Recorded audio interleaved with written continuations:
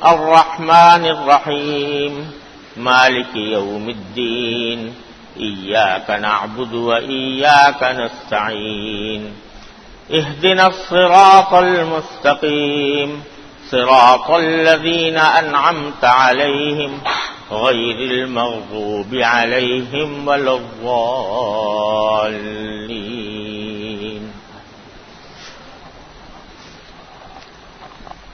بزرگان محترم اور برادران عزیز، سورہ فاتحہ کی تشریح کا بیان کچھ عرصے سے چل رہا ہے۔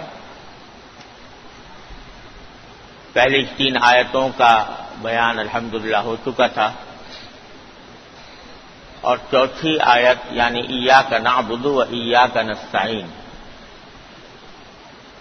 اس کا بیان چل رہا تھا۔ ایاک نعبد، جس کے معنی یہ ہے کہ اے اللہ ہم آپ ہی کی عبادت کرتے ہیں، کسی اور کی نہیں۔ اور پچھلے جمعہ میں نے عرض کیا تھا کہ اس میں یہ بات بھی داخل ہے کہ اللہ تبارک و تعالی کے سوا کسی کو بھی انسان واجب الاطاعت نہ سمجھے۔ اطاعت واجب ہے تو اللہ تبارک و تعالی کی۔ ہاں، جن لوگوں کی اطاعت کا حکم خود اللہ تبارک و تعالی نے دے دیا، ان کی اطاعت اللہ کی اطاعت ہے، جیسے نبی کریم سرور دو عالم محمد مصطفیٰ صلی اللہ علیہ وسلم کی اطاعت کا بھی اللہ تبارک و تعالی نے حکم دیا، اطیعوا اللہ و اطیعوا الرسول، اللہ کی بھی اطاعت کرو اور اللہ کے رسول صلی اللہ علیہ وسلم کی بھی اطاعت کرو۔ تو در حقیقت نبی کریم سرور دو عالم صلی اللہ علیہ وسلم کی اطاعت بھی اللہ تبارک و تعالی کی اطاعت ہے۔ لیکن اسی طرح والدین کی اطاعت کا بھی حکم دیا، وہ بھی اللہ نے دیا، لیکن والدین کی ہو یا کسی حاکم کی ہو، یہ اطاعت اسی وقت تک ہے جب تک کہ وہ اللہ اور اللہ کے رسول صلی اللہ علیہ وسلم کے حکم کے خلاف کوئی بات نہ کہیں۔ اس کے خلاف کوئی بات کہیں تو ان کی اطاعت نہیں، پھر اللہ ہی کی اطاعت۔ یہ ساری باتیں ایاک نعبد کے اندر داخل ہیں، اور اسی میں یہ بات بھی داخل ہے کہ میں اپنی پوری زندگی میں اے اللہ آپ کے احکام کے مطابق زندگی گزارنے کی کوشش کروں گا، جن کاموں کا آپ نے حکم دیا ہے وہ بجا لاؤں گا، اور جن چیزوں سے روکا ہے ان سے رکوں گا۔ یہ ساری باتیں ایاک نعبد کے اندر داخل ہیں۔ اے اللہ ہم آپ ہی کی تنہا صرف آپ ہی کی عبادت کرتے ہیں۔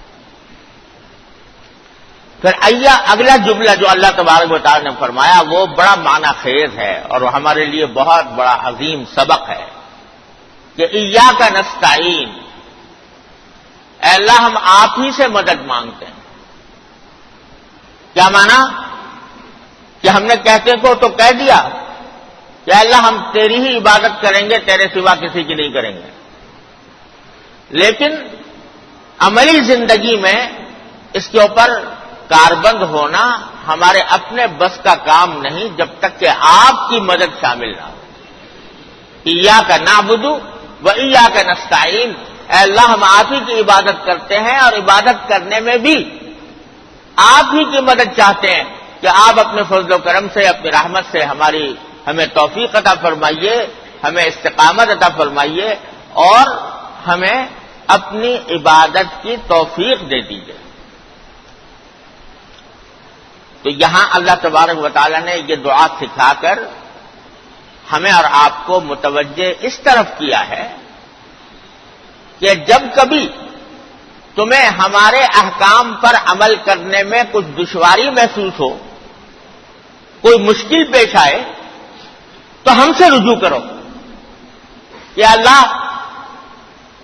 میں آپ کے حکم پر عمل کرنا چاہتا ہوں لیکن دشواری پیش آ رہی ہے، میرا نفس مجھے غلط راستے پر لے جا رہا ہے، شیطان مجھے بہکا رہا ہے، ماحول مجھے خراب کر رہا ہے، ملنے جلنے والے مجھے غلط راستے پر لے جا رہے ہیں، میں بہک جاؤں گا اگر آپ نے میری مدد نہ کی، اگر آپ نے مجھے توفیق عطا نہ فرمائی۔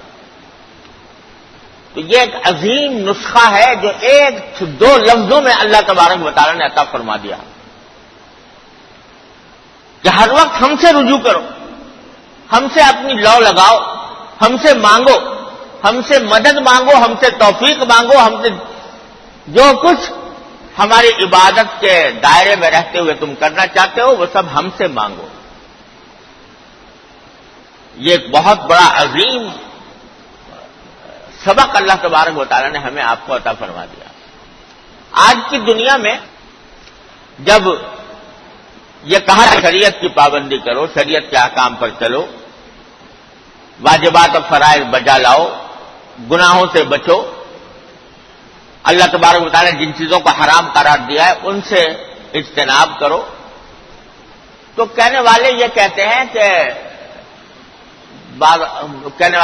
ہیں کہ جناب کیسے کریں، ماحول تو سارا کا سارا بگڑا ہوا ہے، ماحول تو الٹی سمجھ جا رہا ہے، باہر نکلو تو نگاہوں کو پناہ نہیں ملتی، اور دفتروں میں جاؤ تو رشوت کا بازار گرم ہے، کسی مجمع کے اندر جاؤ تو وہاں پر عورتوں مردوں کا ایسا اختلاط ہے کہ نگاہوں کو پناہ ملنا مشکل ہے، اور سارا معاشرہ الٹی سمت میں جا رہا ہے۔ کوئی ایک آدمی اگر سارے معاشرے سے ہٹ کر کوئی کام کرنا چاہے تو نکو بنا دیا جاتا ہے۔ آج دیکھو، اگر رشوت کا بازار گرم ہے، کوئی شخص یہ چاہے کہ میں رشوت نہ دوں یا رشوت نہ لوں تو چلو، لیکن نہ دوں کام نہیں بنتا، لوگ جو ہیں وہ مجبور ہو جاتے ہیں بعض اوقات رشوت دینے کے اوپر۔ سود کا کو شیر مادر سمجھا ہوا ہے، پورے بازار سود کے کاروبار سے بھرا ہوا ہے، ناجائز معاملات دن رات ہو رہے ہیں، حلال و حرام کی فکر نہیں ہے، ایک ماحول پورا غلط سمت میں جا رہا ہے۔ تو یا اللہ میں تنہا اس میں اکیلا اس ماحول میں کیا کرتا، کیا کروں، کیسے چلوں، شریعت کے احکام پر کیسے عمل کروں؟ تو میرے شیخ حضرت عارفی قدس اللہ تعالیٰ سرہ، اللہ تعالیٰ ان کے درجات بلند فرمائے، وہ فرمایا کرتے تھے کہ ذرا تصور کرو کہ میدان حشر میں کھڑے ہو اللہ تبارک و تعالیٰ کے سامنے، اور اللہ تبارک و تعالیٰ تم سے تمہارے اعمال کی باز پرس فرما رہے ہیں، پوچھ رہے ہیں کہ تم نے یہ گناہ کیوں کیا تھا، یہ گناہ کیوں کیا تھا، یہ گناہ کیوں کیا تھا، ہماری نافرمانی کیوں کی تھی۔ آپ اس کے جواب میں کہتے ہو کہ یا اللہ میں کیا کرتا، آپ نے پیدا ہی ایسے زمانے میں کیا تھا جس میں چاروں طرف معصیتوں کا، گناہوں کا بازار گرم تھا، ماحول خراب تھا، کہیں بھی جاتا تو دین پر چلنا مشکل ہو رہا تھا، تو ایسے زمانے میں آپ نے پیدا کیا، میں مجبور ہو گیا، گناہ میں مبتلا ہو گیا۔ آپ یہ جواب دو اللہ تبارک و تعالیٰ کو۔ اگر اللہ تبارک و تعالیٰ اس کے جواب میں تم سے یہ کہے کہ اگر تمہیں مشکل ہو رہا تھا، ماحول کے خلاف چلنا مشکل لگ رہا تھا، تو ہم سے کیوں رجوع نہیں کیا، ہم سے کیوں نہیں مانگا؟ ہم نے تو پورا قرآن میں جگہ جگہ کہا ان اللہ علی کل شیء قدیر، اللہ تبارک و تعالیٰ ہر چیز پر قادر ہے، اور تم نے بھی ایمان لائے تھے اس بات پر کہ اللہ تعالیٰ ہر چیز پر قادر ہے، اور تم یہ ہر نماز کے اندر کہتے بھی تھے کہ ایاک نعبد و ایاک نستعین۔ تو یہ بتاؤ کہ جب تمہیں مشکل پیش آ رہی تھی تو ہم سے رجوع کر کے کیوں نہیں مانگا کہ یا اللہ میرے لیے مشکل ہو رہا ہے، ماحول خراب ہے، زمانہ پلٹ چکا ہے، اس ماحول اس زمانے میں میرے لیے دین پر چلنا مشکل ہو رہا ہے، یا اللہ مجھے اپنی رحمت سے توفیق دے دیجئے اور میری مدد فرمائیے کہ میں آپ کے بتائے ہوئے طریقے کے مطابق زندگی گزاروں۔ ہم سے کیوں نہیں مانگا؟ بتاؤ اس کا کیا جواب ہے؟ اس کا کوئی جواب نہیں۔ اللہ تبارک و تعالیٰ تو ہر روز ہر نماز میں سورہ فاتحہ تم سے پڑھوائی تھی، ہر نماز میں ہر رکعت میں تم یہ کہتے تھے کہ ایاک نعبد و ایاک نستعین، لیکن عمل کیوں نہیں کیا اس کے اوپر کہ مانگتے اللہ تبارک و تعالیٰ سے، یا اللہ مجھ سے نہیں ہو رہا، آپ مجھے توفیق دیجئے۔ اللہ تبارک و تعالیٰ سے یہ ناز کے ساتھ اللہ تبارک و تعالیٰ کی رحمت پر، اس کی قدرت پر ایمان رکھتے ہوئے مانگو اللہ تعالیٰ سے کہ یا اللہ یہ کام مجھے، میں پھنس گیا ہوں سود میں، سود کے کاروبار میں، یا اللہ مجھے نکال دیجیے، میں پھنس گیا ہوں فلاں گناہ میں، یا اللہ مجھے سے نکال دیجیے۔ مانگتے رہو، مسلسل مانگو اللہ تبارک و تعالیٰ سے۔ اور میرے حضرت تو یہاں تک فرماتے تھے کہ اللہ تعالیٰ سے، اللہ تعالیٰ جو ہیں وہ بڑے رحیم و کریم ہیں، ماں باپ سے زیادہ شفقت کرنے والے ہیں، تو ان سے بے تکلفی سے مانگو کہ یا اللہ یا تو مجھے توفیق دے دیجئے، نہیں تو مجھ سے آخرت میں مواخذہ نہ فرمائیے گا، آخرت میں مجھے میری پکڑ نہ فرمائیے گا، میں تو آپ کے حوالے کر رہا ہوں اپنا کام، اپنا معاملہ، میری حالت درست کر دیجئے، اور ورنہ پھر آخرت میں مجھ سے مواخذہ نہ فرمائیے گا، آخرت میں میری پکڑ نہ فرمائیے گا۔ مانگو یہ اللہ تبارک۔ لوگ اس کو معمولی بات سمجھ کر نظر انداز کر دیتے ہیں، لیکن سچی بات یہ ہے کہ یہ بہت عظیم راستہ ہے اپنی اصلاح کا، کہ آدمی ہر روز بلا ناغہ اللہ تبارک و تعالیٰ سے لڑ کر ناز کے ساتھ اللہ تبارک و تعالیٰ سے مانگے۔ حدیث میں نبی کریم سرور دو عالم صلی اللہ علیہ وسلم یہ دعا تلقین فرمائی، سرکار دو عالم صلی اللہ علیہ وسلم کے قربان جائیں، کوئی رات کوئی چیز چھوڑی نہیں ہمارے لیے، دعا تلقین فرمائی، اللہم ان قلوبنا ونواسینا وجوارحنا بیدک لم تملکنا منها شیئا فاذا فعلت ذلك بنا فکن انت ولینا واہدنا الی سواء السبیل۔ کیا دعا ہے؟ یا اللہ ہمارے دل بھی آپ کے ہاتھ قبضے میں ہیں، ہمارے اعضاء و جوارح بھی آپ کے قبضے میں ہیں، اور ہم ان میں سے کسی چیز کے مالک نہیں ہیں، مالک آپ ہی ہیں ہر ایک سے۔ تو جب آپ نے یہ ساری چیزیں اپنے قبضے میں رکھی ہوئی ہیں تو اے اللہ اپنے فضل و کرم سے آپ ہی ان کے رکھوالے بن جائیے اور ان کو سیدھے راستے پر ڈال دیجیے۔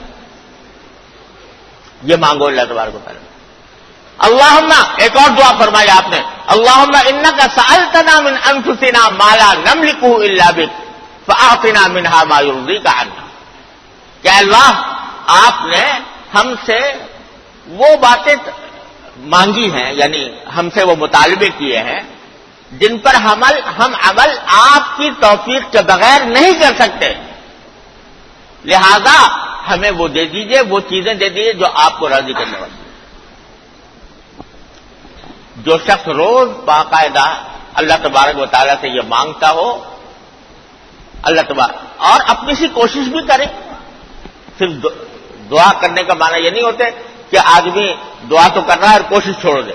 اللہ تعالیٰ نے ہر چیز میں یہ حکم دیا ہے کہ اپنی سی کوشش پوری کرو اور پھر اللہ ہم سے دعا مانگو، کوشش بھی کرے اور ساتھ میں اللہ تبارک و تعالیٰ سے مانگے بھی، تو اس کے بعد ممکن نہیں ہے کہ اللہ تعالیٰ اس کو عذاب دے، یا تو اس کو بچا لے گا اور کم از کم مغفرت فرما دے گا آخرت میں، جس شخص کا تعلق اللہ تبارک و تعالیٰ سے اس طرح جڑا ہوا ہو۔ میں آپ کو ایک واقعہ سناتا ہوں جو خود میرے ساتھ پیش آیا، کہ آج سے 20-25 سال پہلے کی بات ہے، جرمنی سے میرے پاس ایک خط آیا، ایک صاحب کا جو پاکستانی تھے اور جا کر جرمنی میں مقیم ہو گئے، نام بھی مجھے ان کا یاد ہے، عبداللطیف نام تھا۔ خط یہ آیا کہ میں پاکستان سے روزگار کی تلاش میں جرمنی آ گیا تھا، اور اس وقت نہ کچھ دین کا خیال تھا، نہ کوئی فکر تھی، نہ نماز، نہ روزہ، نہ کچھ، بس پیٹ پالنے کی خاطر پاکستان چھوڑ کے چلا گیا، جرمنی میں جا کے مقیم ہو گیا۔ وہاں رہتے رہتے میری ایک لڑکی سے تعلقات ہو گئے، جو جرمن لڑکی تھی، عیسائی تھی. ہوتے ہوتے تعلقات ایسے بڑھے کہ میں نے اس سے شادی کر لی. کچھ دین اسلام کی تو کوئی خاص فکر تھی نہیں، نہ نماز نہ روزہ نہ کچھ، لیکن شادی کر لی. شادی بھی ہو گئی، بے فکری سے وقت گزرتا رہا، بچے ہو گئے. جب میرا بچہ بڑا ہوا اور پڑھنے کے لائق ہوا تو میں نے دیکھا کہ میری بیوی جو عیسائی ہے وہ میرے بچے کو عیسائی مذہب کی تعلیم دے رہی ہے. اس وقت اچانک میرے اندر کا مسلمان بیدار ہوا اور میرے اندر سے غیرت نے مجھے للکارا کہ یہ تیرا بیٹا ہے اور یہ عیسائی بن رہا ہے، اس کو ماں عیسائیت کی تعلیم دے رہی ہے. اس دن سے میرے دل میں ایک انقلاب پیدا ہوا اور میں نے سوچا کہ میں اس کو روکوں. تو میں نے اپنی بیوی سے کہا کہ تم یہ میرا بیٹا ہے، تم اس کو عیسائیت کی تعلیم نہیں دے سکتے. بیوی نے کہا میں کیوں نہ دوں، یہ میرا بھی بیٹا ہے اور میں جس چیز کو حق سمجھتی ہوں، صحیح سمجھتی ہوں، اسی کے مطابق میں اپنے بیٹے کو بھی تعلیم دوں گی، آپ کو روکنے کا کوئی حق نہیں.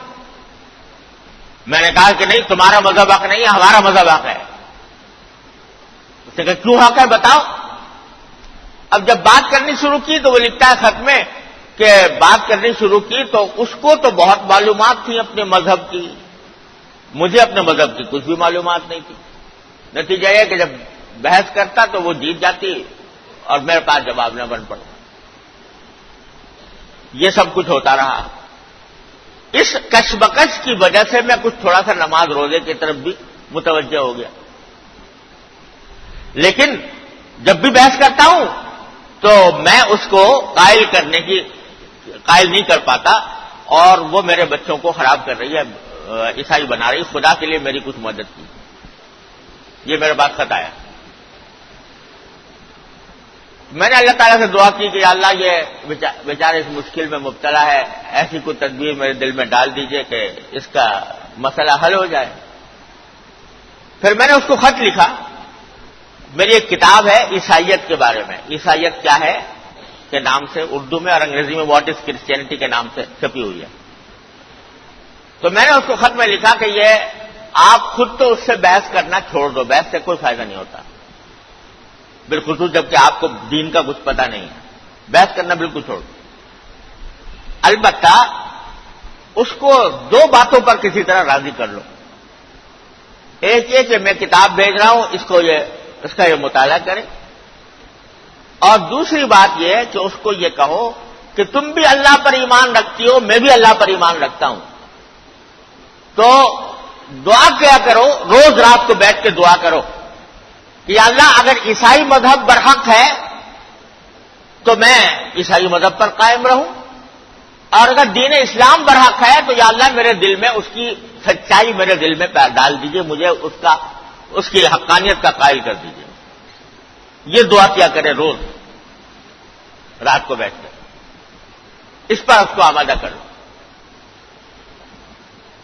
تھوڑے دن بعد اس کا خط آیا کہ وہ راضی ہو گئی ہے اور وہ آپ کی کتاب کا مطالعہ بھی کر رہی ہے اور ساتھ میں رات کے وقت میں وہ دعا بھی کرتی ہے، لیکن ابھی تک کوئی فرق نہیں آیا، جیسے تھی ویسی ہے، کوئی میلان پیدا نہیں ہوا اسلام کی طرف. میں نے دوبارہ خط لکھا اور کہا کہ آپ گھبراؤ نہیں، اس سے کہو کہ یہ کام کرتی رہے، چھوڑے نہیں. میں نے بھی اللہ تعالیٰ سے دعا کی کہ یا اللہ اس کو دل میں ڈال دیجیے. وہ کرتی رہی. تیسرا جو خط آیا اس میں اس نے یہ لکھا تھا کہ مولانا آپ نے اللہ تبارک و تعالیٰ کو دلیل سے پہچانا ہوگا، میں نے اللہ میاں کو آنکھوں سے دیکھ لیا. اور اس نے یہ لکھا کہ یہ کل کا واقعہ ہے کہ وہ لڑکی کسی یونیورسٹی کے اندر کوئی امتحان دے رہی تھی، تو اس امتحان کی وجہ سے یونیورسٹی اس کو جانا تھا، میں بھی اس کے ساتھ گیا ہوا تھا. ہم نے یونیورسٹی کا کام کیا، وہاں سے واپس آ رہے تھے، گاڑی وہ ڈرائیو کر رہی تھی. گاڑی ڈرائیو کرتے کرتے اچانک اس نے گاڑی ایک جگہ بائیں طرف کھڑی کر کے کنارے کھڑی کر کے روک دی گاڑی اور اسٹیئرنگ کے اوپر منہ ڈال دیا، رونے لگی۔ میں سمجھا کہ خدا نہ کرے کوئی دل کی تکلیف ہوئی ہے، کوئی اس کو دورہ پڑا ہے جو اچانک اس نے گاڑی روکی اور رونے لگی۔ میں نے اس سے پوچھا کیا بات ہے، تو وہ اتنا رونا اس کو آ رہا تھا کہ وہ بول نہیں پا رہی تھی۔ تو میں نے اس سے پوچھا کہ بھئی کیا بات ہے، کیوں کوئی تکلیف ہے، کوئی پریشانی ہے؟ تو اس نے روتے روتے مشکل سے یہ جملہ ادا کیا، نہیں مجھے کوئی تکلیف نہیں ہے، بس مجھے کسی جگہ لے جا کر مجھے مسلمان کر لو۔ مجھے اپنے کانوں پر یقین نہیں آیا کہ یہ وہی عورت ہے جو مجھ سے بحث کیا کرتی تھی اور آج یہ کہہ رہی ہے کہ مجھے لے جا کر مسلمان کر لو۔ تو میں اس کو فوراً میں نے گاڑی سنبھالی اور اس کو ڈرائیو کر کے جو قریب ترین اسلامی سینٹر تھا وہاں اس کو لے گیا، اس کو کلمہ پڑھایا اور اس دین کی بات سمجھائی، مسلمان ہوئی الحمدللہ۔ آج ہم رات کو واپس آئے اور رمضان کے دن تھے، تو کہا کہ آج ہم سحری میں دونوں اٹھے ہوئے ہیں اور پہلا دن ہے کہ ہم دونوں روزہ رکھ رہے ہیں اور اس میں آپ کو خط لکھ رہے ہیں۔ تو ایک خط اس کا تھا، دوسرا خط اس عورت کا تھا میرے نام، اور اس نے لکھا تھا کہ میں آپ کی شکر گزار ہوں کہ آپ نے مجھے ایک ایسا طریقہ بتایا جس نے میرے اوپر حق کا راستہ کھول دیا۔ اور اب بتائیے کہ میں کس طرح آگے کس طرح چلوں۔ یہ واقعہ خود میرے ساتھ پیش آیا ہوا ہے۔ تو اللہ تبارک و تعالیٰ سے جب مانگی جائے کوئی چیز، خاص طور سے اگر ہدایت مانگی جائے، اگر دین پر عمل مانگا جائے، اللہ تعالیٰ آپ کی رضا کے مطابق زندگی مانگی جائے، ممکن نہیں ہے کہ اللہ تبارک و تعالیٰ عطا نہ فرمائے۔ اس واسطے ایاک نعبد کے بعد ایاک نستعین کہہ کر باری تعالیٰ نے، اللہ تبارک و تعالیٰ نے ہمیں یہ راستہ دکھا دیا ہے کہ جب کبھی تمہیں دین پر عمل کرنے میں کوئی رکاوٹ معلوم ہو، اس کو بار بار ذکر کرنے کے بجائے ہمارے پاس آ جاؤ، ہمارے پاس آؤ، ہم سے کہو کیا تکلیف ہے، کیا مشکل ہے، کیا پریشانی، اور ہم سے مانگو کہ اللہ یہ پریشانی پیش آ گئی ہے اپنی رحمت سے دور فرما دیجیے۔ یہ مانا ہے ایاک نعبد و ایاک نستعین کہ اللہ ہم آپ کی عبادت کرتے ہیں اور آج ہی سے مدد چاہتے ہیں۔